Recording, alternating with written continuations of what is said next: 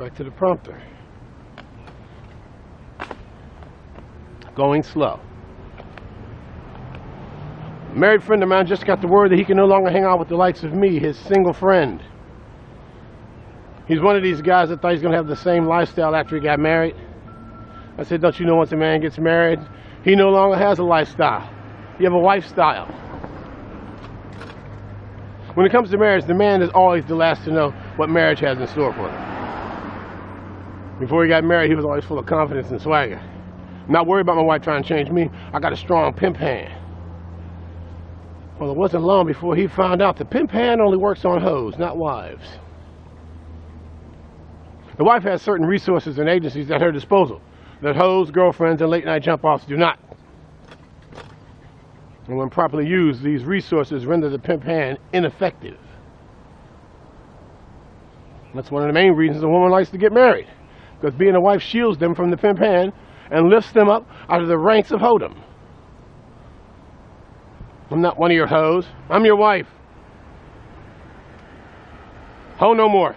This is the universal cheer for women who are about to get married. A bachelorette party is her official Ho no more celebration. You heard the phrase, make an honest woman out of her?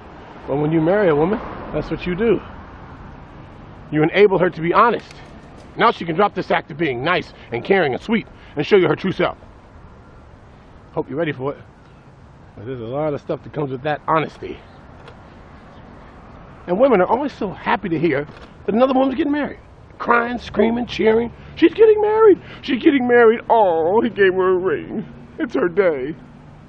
I'm going to ask him, do you know this woman? No. But we're happy for her because someone proposed. Women everywhere unite over a proposal. A marriage proposal means that somewhere, some woman got one of these men to act right. Cheers, lady, cheers. And it's never too soon. Did he propose? Well, it's about time. They've been dating for 9 days. What the hell is he waiting on? I am convinced that marriage is not a union between a man and a woman. It never has been. Marriage is a powerful syndicate that all women are secretly belonging to. It's actually an acronym. Don't ask me what the initials stand for. No man knows, and no woman will disclose it. That's why it's called matrimony and not patrimony, because men have no say in it. And it's fun to watch my friend trying to pinpoint when the power shift occurred. And the answer to that is very simple. There was a negotiation not long ago in the disguise of a wedding. Somewhere in the ceremony, you said I do.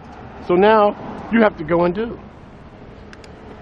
And the do is to listen. You must listen to the wife.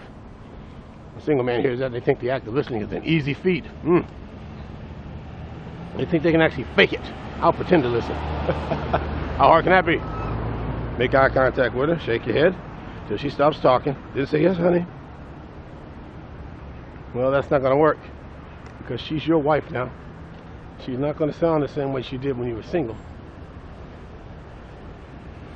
Everything she says now will sound like a strong suggestion or a command. You'll also feel a strange, disorienting sensation when she talks to you. That's the feeling of somebody smaller than you talking down to you. Women, by the way, are the only creatures on the planet that can manage to do this.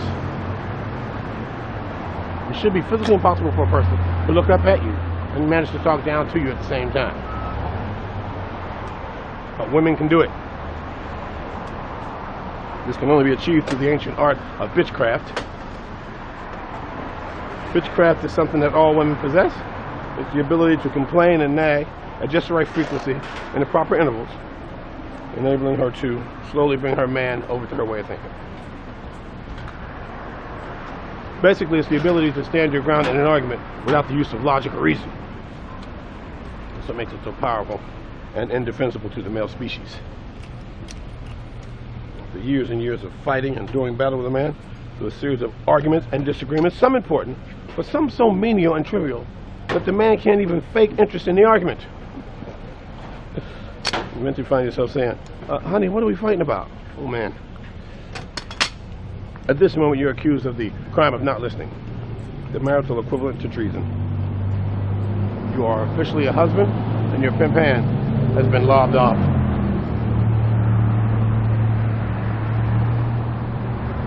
All right, we'll cut there.